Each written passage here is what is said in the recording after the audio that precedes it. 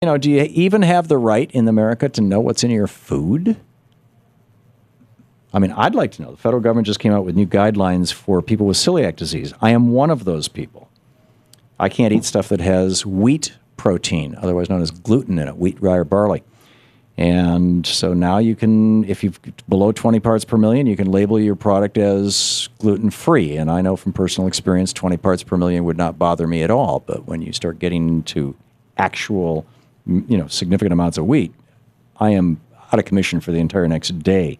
Balin Linnekin is on the line with us, an attorney and executive director of keepfoodlegal.org.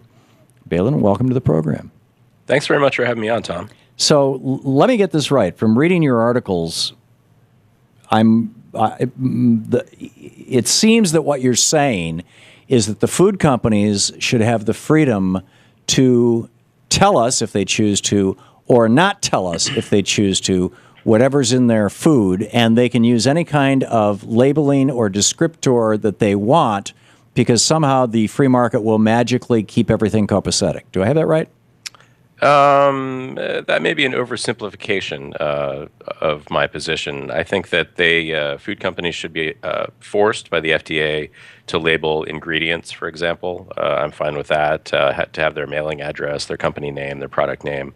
So do you think genetically modified organisms, GMOs, should be disclosed? No, I don't, actually. I think they should be voluntarily disclosed. Is that not an disclosed. Ingredient? You just said they should be forced to label their ingredients. Well, we don't say that currently that we have to label corn because it's from Iowa. We don't get Being that from specific. Iowa doesn't mean that the plants have animal genes in them. That's true. I guess I'm not convinced that the science would.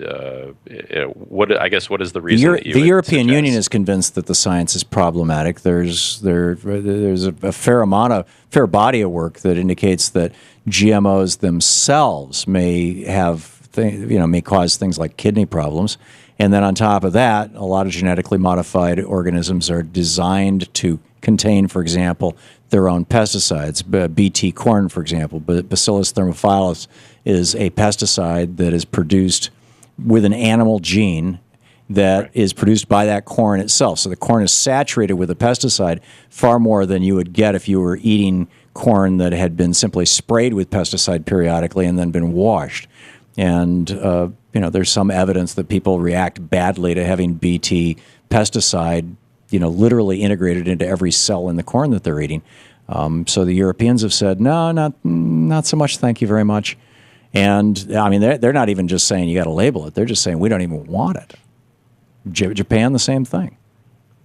That's true. Luckily, we're not Europe or Japan. We allow more freedom in this country, especially as pertains to food choices. Freedom for the manufacturers.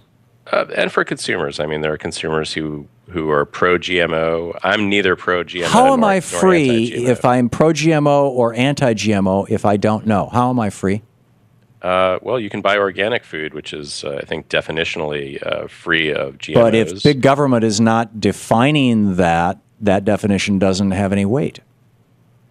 Actually, organic food used to have a great deal more weight than it currently does. I think if you ask anyone in 1985 if they bought something that was organic, it actually meant something. And as soon as the USDA took over the labeling scheme, with the law that went into force in the early 2000s, it became less meaningful. Respectfully, you're misremembering your history. Back in 1978, my wife and I started a community for abused kids up in New Hampshire that was vegetarian and health food diet, for kids with ADHD. And we used to get a lot of our donations out of the health food industry. I went to the Natural Food, the NFA, Natural Food Association's, I think it was actually NNFA, National Nutritional Foods Association's annual meeting. Dennis Weaver and his family did a couple of years in a row, sang for us. Dick Gregory came and did a performance for us. Erewhon, which was a big natural foods distributor in Boston, supplied a lot of our food. And I was in the middle of those debates. There were screaming, shouting fests. There were big companies versus little companies. There was the companies coming into the natural foods industry, like the big cereal producers, who had completely different standards than the small companies. It was a mess back in the late 70s and throughout the 80s until the government stepped in and said, okay, here's what organic means. Well, I was there. everything, and I was while I'm from the Boston area, and so I was situated there. I was also in elementary school at that time, so I can't say that I was there per se. But I've certainly read about the history, and I know that a lot of the complaints that you're listing right now about big producers coming in and little producers being squeezed out, those are exactly the same things that are the complaints about the USDA organic certification program right now today. How so? If you go to any sort of information page about organics, you have a farmer like Joel Salatin in Virginia, for example, Polyphase Farms, who now has essentially opted out of organic and has billed himself as beyond organic because organic is much less meaningful than local and sustainable. Well, that's great. That's an qualities. example of your marketplace that you're talking about. Right. He's saying I'm not just meeting the U.S. standards. I'm even better. But at least we have some standards. I mean, there didn't used to be any standards. He's not meeting the standards necessarily. It's expensive. I mean, he's a small exceeding farmer. He probably is exceeding them, as are many farmers. But back to this so again. You haven't explained to me how I am more free if big food companies can conceal from me what's in the food I'm eating.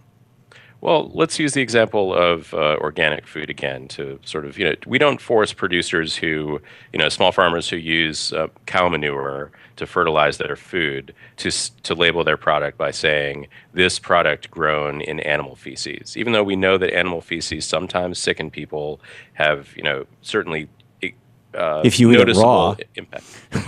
Well, yeah, but I mean, and things like lettuce and spinach and cantaloupe and all those things are things that are fertilized with animal feces and that we do tend to eat raw. But we don't force those growers to. But those things are washed. Okay, all right. We don't force the. Again, I don't understand how not disclose how. I don't. I still don't. I'm not hearing an answer to my question. How am I more free because a food company can conceal from me that there's feces on my food?